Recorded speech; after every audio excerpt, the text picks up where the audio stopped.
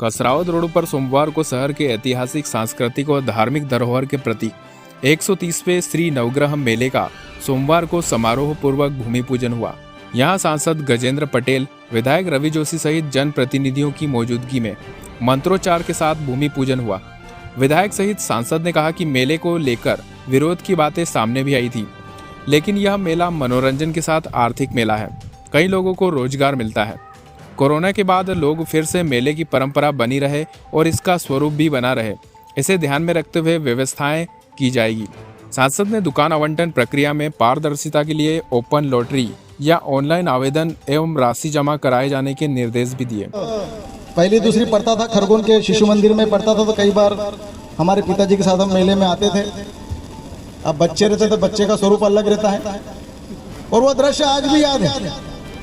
ये मैदान भी वही है, जगह भी वही है और समय बढ़ता गया और हम बच्चे से बड़े हो गए। और ऐसे कई लोग हैं जो पहले मेला देखने आते थे पर आज मेला लगाने की भूमिका में आ गए हैं और आज मेले के व्यापारी बन गए। एक जुड़ाव जो रहता है, जिसे हम कहते हैं कि भगवान नवग्रह से जुड़ा हुआ है। खरगोन का नाम मध्य प्रदेश में भगवान नवग्रह के नाम से लिया जाता है। एक अटैचमेंट इस मेले से होना चाहिए।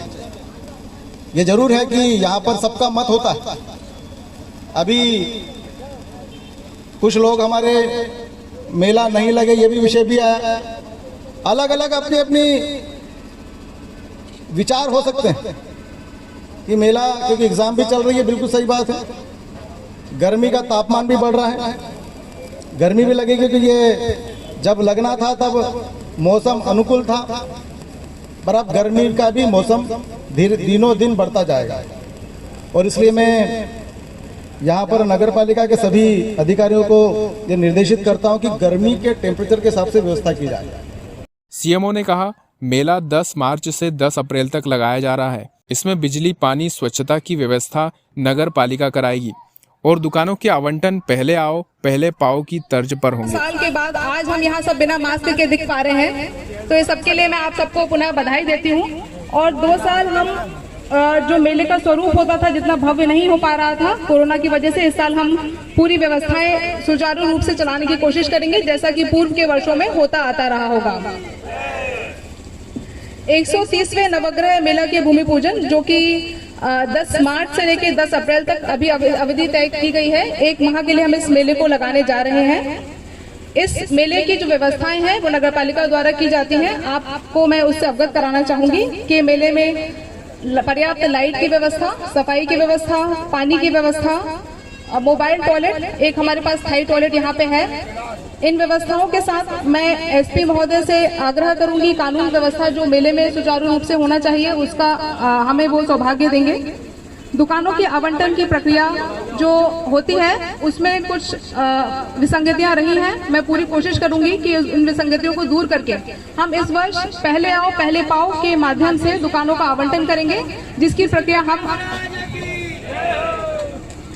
आज जिसका हम एडवर्टाइजमेंट जारी कर देंगे। क्राउड की स्थिति में हम त्यौहार और उत्सव मनाने की स्थिति में आ गए और निश्चित तौर पर यह मेला इस खरगोन की जनता के लिए, खरगोन के व्यापारियों के लिए, खरगोन के दर्शकों के लिए ये लाभकारी भी रहता है, आनंदित भी रहता है। और इसलिए मैं पूरी खरगोन की जनता को बहुत बहुत शुभकामनाएं देता हूँ, बहुत बहुत बधाई देता हूँ।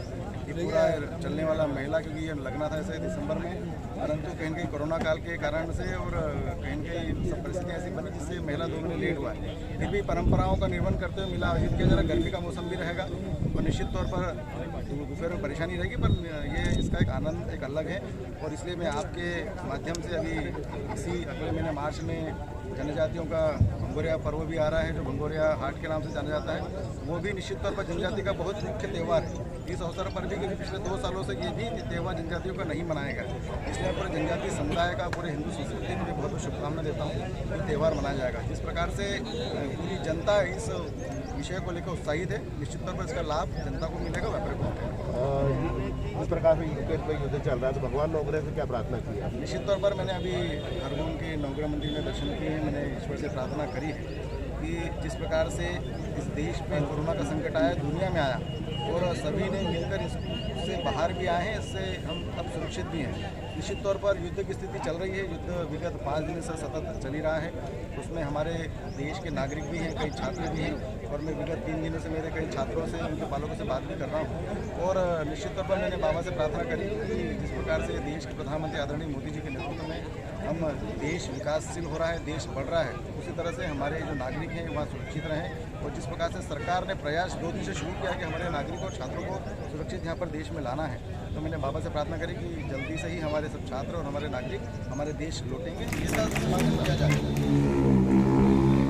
अब आप सबको मालूम है कि देश के प्रधानमंत्री जी डिजिटल इंडिया करने का प्रयास कर रहे हैं। कुछ लोग मेरी इस बात से सहमत होंगे, कुछ लोग असहमत हो सकते हैं।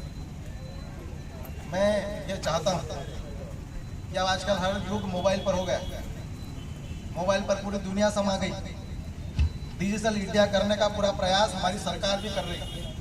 मैं चाहता हूँ कि मेरे लोकसभा के क्षेत्र के सभी नागरिक इस डिजिटल इंडिया की तरफ बढ़ें, और इसलिए इस मेले में एक पारदर्शी, एक लोकतांत्रिक व्यवस्था के अनुसार दुकानों का आवंटन डिजिटल प्रक्रिया के तहत हो और ऑनलाइन ट्रांजैक्शन के माध्यम से हो। के तमाम साथी चाहते थे ये चीज़ नहीं बोलना चाहिए कि मेला नहीं लगे, लेकिन मेरा कहना हर साल मेला लगता है। 130 साल की परंपरा है, परंपरा न टूटे, ऐतिहासिक परंपरा है। कोरोना की गाइडलाइन की समाप्ति हो चुकी है, लेकिन उसके बावजूद भी हमको सतर्कता रखना हमारे हिसाब से जरूरी है। खरगोन की ये मेला आन बान शान और हमारी पहचान है। ये मेला की परंपरा हम किसी भी विपरीत परिस्थितियों में सब मिलके बंद नहीं हो, लेकिन हमारा प्रयास हो कि मेला अगली बार कोई बीमारी नहीं आए तो और इससे 4 गुना बड़े लेवल पे हम लगाएं। मुझे एक कार्यक्रम में आगे और जाना है, दिन भर कार्यक्रम है। मैं सांसद जी से और तमाम आदरणीय साथियों से, बाबूलाल जी से, परंतु आप विश्वास करिए कि आज इस मंच से मैं कहता हूं और बार बार इस बात को कहता हूं कि अगर दुनिया को कोरोना अगर दिया तो चीन ने दिया, और दुनिया को अगर इस कोरोना से बचाने के लिए वैक्सीनेशन अगर दी तो हिंदुस्तान के वैज्ञानिकों ने दी है, देश के प्रधानमंत्री ने दी। और आज हम सब लोग सुरक्षित हैं, और उसका उदाहरण यह है कि आज हम सब लोग बिना मास्क के भी, और ऐसे कई वरिष्ठ नागरिक हैं जो बूस्टर डोज के आधार पर अपना जीवन बचाकर भी चल रहे हैं, जो दूसरों को भी एक जीवन और आदर्श दे रहे हैं। अब ये मेले का भी आयोजन है, और मेला कई रूप से मनाया जाता है।